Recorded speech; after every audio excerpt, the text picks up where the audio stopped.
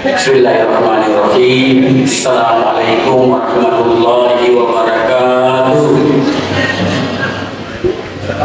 Alhamdulillah. Alhamdulillahillazi ja'ala syahrul ramadana syahrul siyam wa mubarakatan lil muttaqin. Unzila fihi al-Qur'an hudan lin-nasi wa bayyinatin minal huda wal furqan. Wassalatu wassalamu ala rasulillah sayyidina Muhammadin wa ala alihi wa sahbihi ajma'in. La hawla wa la quwwata illa billahil aliyyil azim. Kaum muslimin dan muslimat jamaah zuhur yang insyaallah dimuliakan oleh Allah Subhanahu wa taala. Alhamdulillah, pada hari ini atas izin dan petunjuknya Allah SWT, kita telah memasuki puasa ke-12 di bulan suci Ramadan.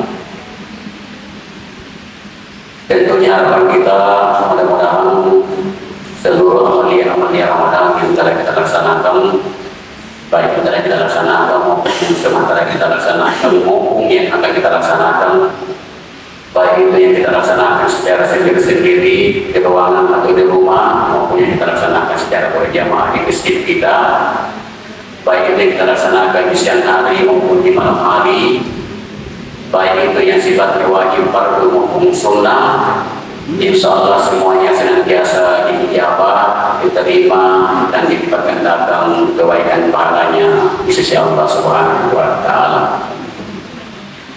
Jamaah zuhur yang dimuliakan Allah, kemarin ceramah yang disampaikan oleh Andre Guru kita Pak Haji Agus Ramadan, kemarin ada salah satu kali disampaikan oleh beliau, kami sahirin laisa lahu min siyamihi illa atasawwal wal ju'i. Insyaallah mudah-mudahan tidak ada yang termasuk di dalam golongan ini, bahwa ada berapa banyak orang yang berpuasa tapi tidak ada yang dia dapat dari puasanya kecuali hanya haus dan lapar. Insyaallah tidak ada yang termasuk di golongan-golongan seperti itu. Amin. Selanjutnya saya pernah bertamu di rumah Pak Kiai Hasbullah. Kalau kita bertamu di rumah Pak Kiai lantas tidak ada ilmu yang kita bawa pulang, maka sangat rugi. Baik itu ilmu yang langsung dari beliau maupun ilmu yang ada di sekeliling kita bergiliran kiri kanan depan belakang, semua ilmu itu karena di rumah beliau itu penuh dengan buku, penuh dengan kitab, baik kita yang mundur maupun yang gondrong, semua ada di rumah beliau. Makanya saya bilang rugi kalau kita bertamu ke rumah beliau baru tidak ada ilmu yang kita peroleh, tidak ada oleh-oleh ilmu yang kita bawa pulang, baik yang langsung dari beliau maupun yang lewat samping kiri kanan kita. Waktu itu saya bertamu dengan Pak Kasih Pakis, ya, tapi Pak Kasih Pakis dia kurang memperhatikan di samping kiri kanannya. Ya, kalau digoreng dan sarapan atau kopi susu itu manusia pasti ada, itu minimal. Tetapi ilmu juga harus ada bahwa kita pulang, karena sana banyak ilmu di rumah beliau. Ya, pakai si pagi cuma serius saya fokus dengan susu, kopi susu dan pisang goreng. Saya juga serius dengan kopi dan pisang goreng, tapi saya juga tidak apa dengan yang bisa kiri kanan saya. Pada saat itu sempat saya menjawab satu kitab, ya, yang ada betulnya sedikit, tapi bisa sedikit saya terjemahkan. Ya, apa kitab itu sebenarnya ada juga terjemahannya. Yaitu Ihya Ulumuddin, kitab Ihya Ulumuddin. Saya buka-buka daftar isinya, ada yang menarik. Saya di seluruh apa itu daftar isi. Saya buka-buka, di situ ada dijelaskan Imam Al-Ghazali bahwa salat yang baik itu tidak terlepas dari cara berwudu yang baik. Pelaksanaan salat yang baik itu tidak terlepas dari tata cara berwudu yang benar. Nah, di kitab itu juga dijelaskan bahwa ternyata setiap apa yang kita cuci, setiap panca indera anggota tubuh yang kita bersihkan pada saat berwudu itu, ternyata semua ada hikmahnya. Di situ ada dasarnya hadis Nabi oleh Bukhari, la yuqbalullahu salata ahadikum idza ahdatsa hatta yatawadda, bahwa Allah tidak menerima salatnya seseorang di antara kamu apabila ia berhadas sampai ia bersih, sampai ia bersuci, sampai ia berwudu. Kemudian ada lagi hadis di bawahnya, la salata liman la wudu'a lah. Tidak ada salat bagi orang yang tidak suci, tidak ada salat bagi orang yang tidak ada wudu.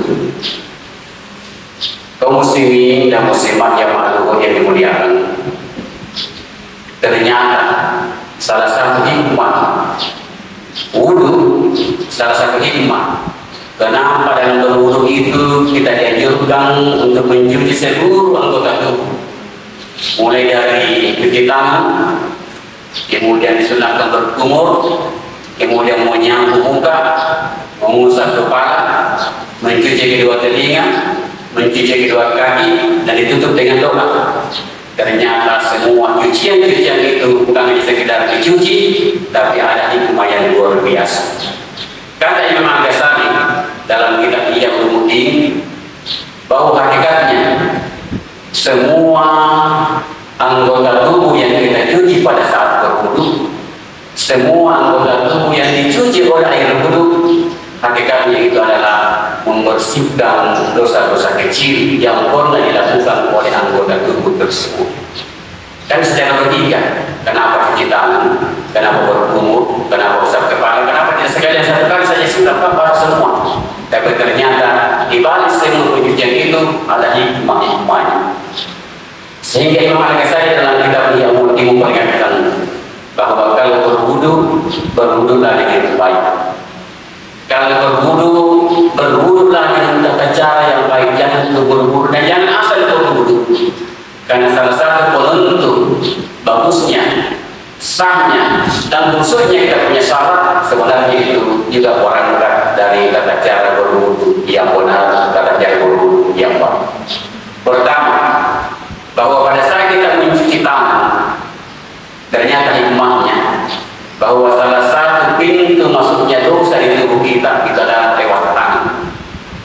Makanya pada saat kita mencuci tangan, jangan lupa berniat, dan niatkan di situ. Walaupun tidak berat, lewat saja. Ya Allah, mudah-mudahan dengan air wudu ini menghapus dosa yang pernah dikerjakan oleh kedua tangan saya. Satu hikmah berwudu.